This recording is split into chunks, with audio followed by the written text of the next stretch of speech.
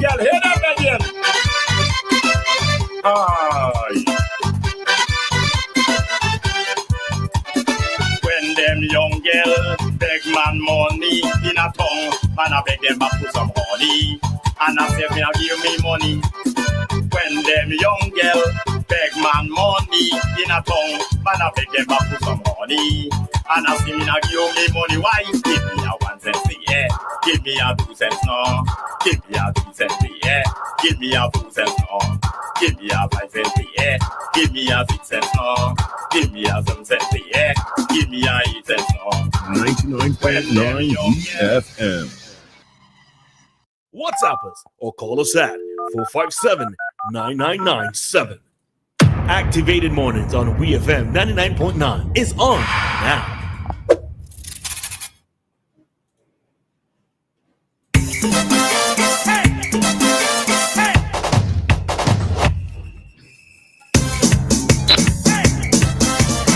And the time we're in SVG, it is 7:45, and that means we are joined by Kingsley De Freitas for his commentary for today. So, Kingsley, good morning to you. Yeah, special Friday morning to you. I listened to your last caller. We call him Mr. Marksman. Mm-hmm. That's his name. Asman. Before I listened to him, I was having a good morning when I finished with him. Because I don't understand what is his problem with Kenton Chance. I think Kenton Chance has demonstrated his professionalism in covering matters. And I get the impression he's saying we should rely on the police website to deal with information related to crime incidents, and we should just forget about Kenton Chance. I mean, how far could some people really go? Yeah? Because you have a perception that Kenton Chance supposed to be MVP. That means you can do an impartial coverage and an accurate incident and post on the website. And that is unfair because I had a similar experience yesterday when I met a guy. He used to be a police. He used to be a station sergeant. And he abused me because he thinks that I am saying that Ralph Gonsalves is going to win the next election 8-7.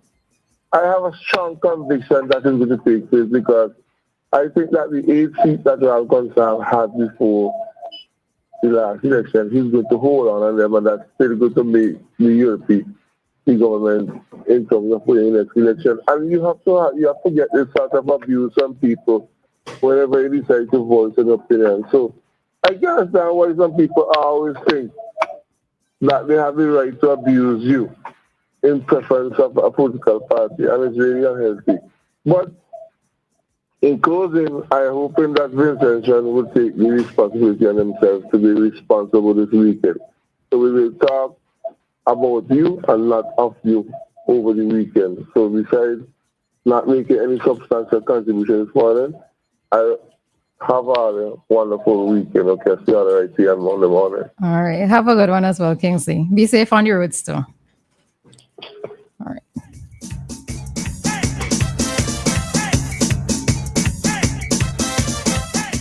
All right, so that was Kingsley's commentary there with regards to the usual Mr. Marksman and Kenton.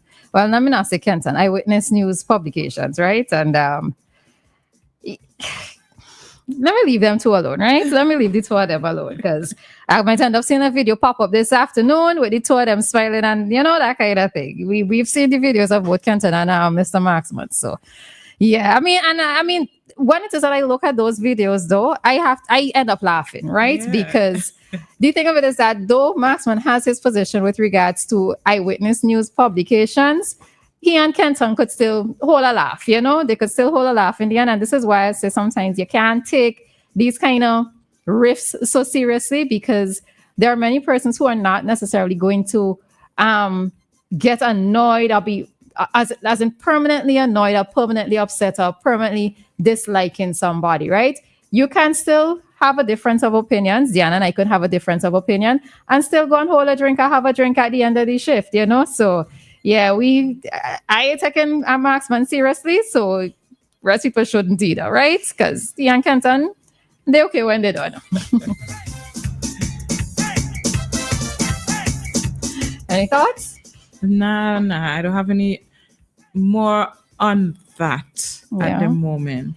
All right. Like you said, when I see Kenton and Maxman, I actually enjoy seeing them. I laugh as well. Maxman, I usually say I have two favorite political people who are involved in, heavily involved. They love their party. He's one for ULP, and then there's this guy for NDP. I don't know his name. I feel like the whole of SVG know him. He's always wearing an NDP shirt, never out of an NDP shirt. Oh, this guy wrong tongue. Is he a sanitation worker? I can't remember, No yeah, but he's always in the yellow shirts. Yes, and he's like NDP to his heart in the way that Maxman is ULP to his heart. Yeah, they're my two favorite people. But interestingly, as I always say that for a guy who's a walking billboard for the NDP, though, they need to supply him with constant new shirts. Right, because I find there are times when these shirts get worn down and that kind of thing, and they're not as vibrant. They have tears in them and that kind of thing. If y'all know that this guy is a walking billboard for the party, just provide him with some fresh clothing as frequently as possible. All right? Because to be really honest, that's all we ever saving. For Dianna to just say that, I know exactly who she's talking about. So many of you would also know. All right? So NDP, just provide him with his attire. All right? His uniform.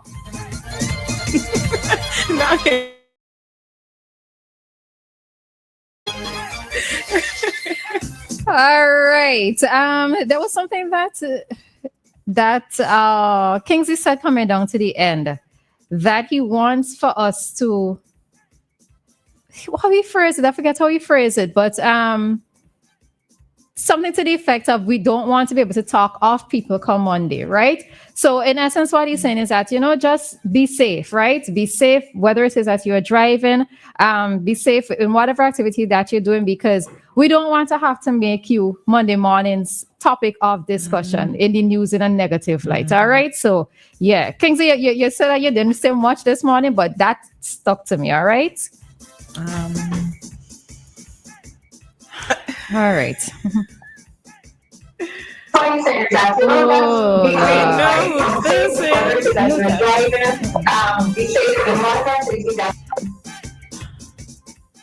Dave Roberts. I feel like I had to talk to you like my child. The child that I don't have. Dave. All right. Done with that. You're going to hear me. Dave, I don't know that. Yeah, that's usually how parents talk. They just call your name and you know what I mean. I know, right? All right, so let's head into another story after this time. One that I was pleased to read. So we have somebody else calling. All right. Hi, caller. Good morning. Hello, and good morning. How are you guys this morning? We are fine. And what about you? Well, I'm doing pretty good. I'm calling from my sister in Chapman's Village. Today's her birthday, 80th birthday. And my brother-in-law, which is my sister's husband, his birthday gone a couple of weeks about gone there. He was 85. So I'm just wishing them happiness and long living for all of them. And I do appreciate it. But you ain't give no name, you just said from Chapman's. What's the name? No, I said Claudette James and Alfred James. Sorry. Okay. All right. Yeah, Chapman's. So that's how Lowman's here out there. Chapman's. Okay. All right. Well, happy birthday to your sister, 80 years younger. Or 80 years young. So just wishing her a good one, all right? To live to see 80 is an accomplishment by itself. So happy birthday to her. And my brother-in-law, he 85. All right. Lovely. All right. Okay. You guys have a good one. Take care. You as well. Thanks. Did it almost come on when he was coming on? It almost love you? It almost sounded like he was going to say that? I didn't You didn't pick up on that, it? No. The reason why, okay, so I don't know if that was what it almost sounded like, but you could tell sometimes when some persons end their calls like that, where it almost slips out, right? I'm not sure if that is what it is that I heard of, what it is I thought I was going to hear, but I always like when persons like accidentally almost slips in it, because it means that whoever it is that they talk to often enough, they say that. As a way to end their calls, they say that to the individual. So if nothing else, that is the last thing that persons would remember from the conversation. Yeah. True. Just very random thought there, folks. I'm sorry, but very random. All righty. So let's quickly get into another topic or our topic, right? So we read in the news this morning, Prime Minister said that 880 students are currently enrolled at the UE Global Campus. And this is the largest number for any single site in the entire university system. All right. So he said at one point that St. Lucia was the country that was leading, but now it's Vincentians, right? And I just have to say, hats off. 880 is a lot, right? I know that we have a lot of people enrolled at the open campus or at UE, just generally, but 880 just seem to have surpassed the number that I ever had an expectation of. And when it is that I saw this, it reminded me of something that you said, I think, in our conversation on Monday, in terms of the system being set up sometimes in a way to keep people down and that kind of thing. And this is one of the ways in which the system could work to somebody's advantage, the quote unquote system, right? Because many persons have the opportunity now for higher education. Now, yes, I know having the opportunity for higher education, and let's say you are on a student loan, you didn't receive a scholarship, the salary may not be enough necessarily for you to, improve that cost of living that you were hoping to have, having gained a university degree. But the thing of it is that this certificate cannot be taken away from you, right? And there's absolutely nothing that says that you have to stay here in SVG either. All right. So, it just kind of reminded me of the conversation that Dianna and I had, where many persons are using education as their way out, as a way of living a better quality of life, not just improving their educational training, but improving their quality of life. And I think that many persons or many people, young people in particular, know that they have so much more opportunities. Now, I'm not even trying to sound like a parent, as in my parents, right?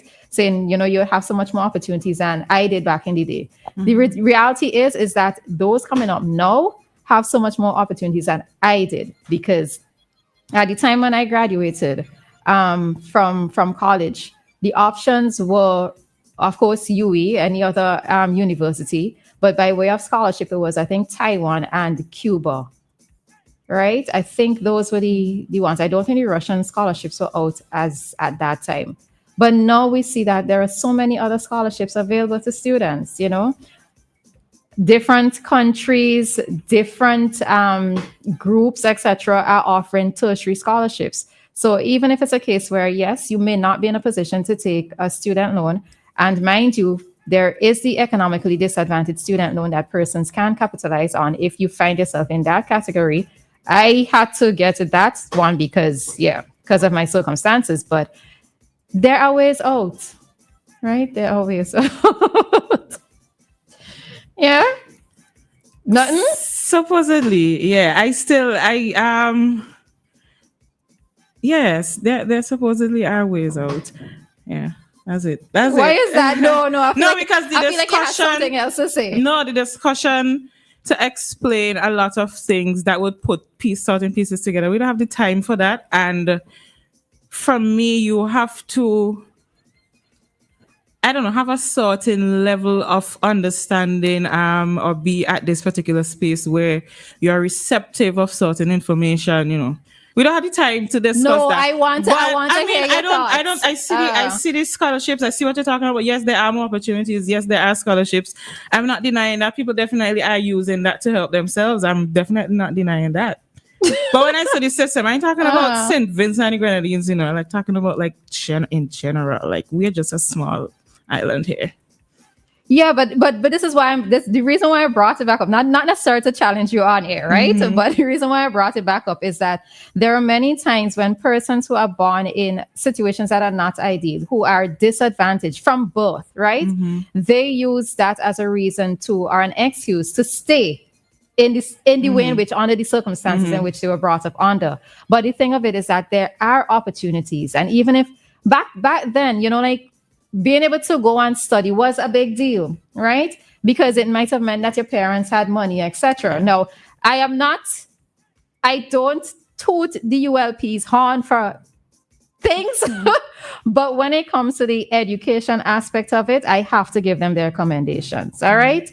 Have to give them their commendations because they made it easier for many of us who did not come from a privileged background to be able to access education and to be able to find out to have a way out. Right. So, Marksman, that's a tick for your party. Okay. And don't call in. Just don't call in. Right.